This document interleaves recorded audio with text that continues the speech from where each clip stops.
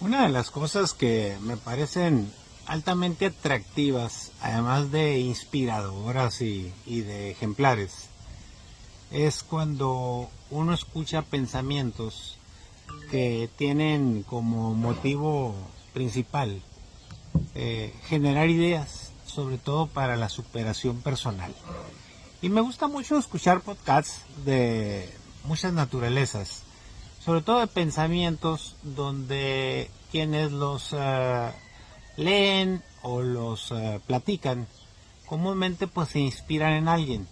El día de hoy quiero hablar de algunos pensamientos de Daniel Goleman, que es un norteamericano de los años 40, 1946, egresado de Harvard, un personaje que, que escribió uno de los bestsellers mundiales más reconocidos en la época contemporánea del siglo pasado, relacionada con la inteligencia emocional, es decir, con las emociones.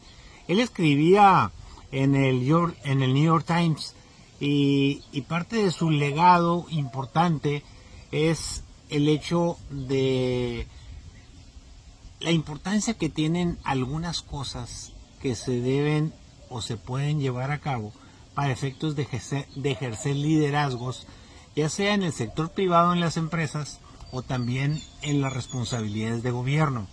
Algunas de las cosas que él señalaba, que son producto también de algunos libros que él escribió sobre meditación y que son importantes destacar. Por ejemplo, uno de los puntos es el hecho de dar muchos consejos relacionados con lo que se debe hacer a la hora de cohabitar con alguien o con grupos de trabajo, y decía que el éxito es como una pareja, que tienes acuerdos pero también tienes desacuerdos, y la clave fundamental de los desacuerdos, dice, la clave fundamental, la clave más importante es que cuando existe un conflicto, y vaya que si existen conflictos en las empresas y no se diga en el gobierno, cuando existe un conflicto en cualquier circunstancia, es importante el hecho de entender que tienes dos alternativas cuando menos de resolverlo: o solucionarlo o sacarle la vuelta, darle la vuelta y no hacerle caso. Lo cual pues obviamente no es recomendable, porque la única solución a un conflicto es atendiéndolo.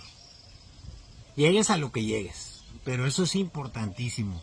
Y un conflicto pues siempre va a existir, y es obvio que todos los conflictos y todas las circunstancias negativas en el marco de una empresa o del mismo gobierno es conocernos a nosotros mismos. Pero tan importante es conocernos a nosotros mismos como conocer a los demás. Y es donde entra la parte de la inteligencia emocional, una especie de psicología que debe desarrollar quien se jacte o quien tenga la responsabilidad de liderazgo en el gobierno o en una empresa. Por eso, un segundo punto importante es que es bien importante entender que el coeficiente intelectual de una persona, hay estudios que dicen que el 20% de las personas que tienen éxito en la vida son altamente inteligentes. El 80% no. En pocas palabras, utilizan el sentido común. Pero es importante entender que en los niveles de alta dirección de empresa o de altos cargos políticos, públicos, de gobierno, hay dos cosas que son importantes para poder llevar a cabo de manera, digamos, exitosa tu responsabilidad. Una de ellas es que tienes que tener una estrategia con visión, es decir, una visión estratégica que no es otra cosa más que tener una perspectiva del futuro, y no porque vayas a adivinar el futuro, sino tienes que tener claridad de qué es lo que vas a hacer más adelante, cuáles son los pasos que vas a seguir para lograr lo que te estás proponiendo. Y dos, la otra es que tienes que trabajar en equipo, de manera tal que hay que saber comunicar, hay que saber tener influencia, o sea, influenciar a los demás. Y obviamente esta influencia tiene que ser siguiendo una estrategia, teniendo una visión, teniendo una claridad de a dónde quieres y a dónde puedes ir. Por eso tanto estrategia y liderazgo son realmente emocionales, tienen que ver con las emociones. Por eso su ejecución depende del factor humano. Y es ahí donde el liderazgo sale adelante. En pocas palabras, es cuando realmente se saca la casta para poder determinar que eres un líder.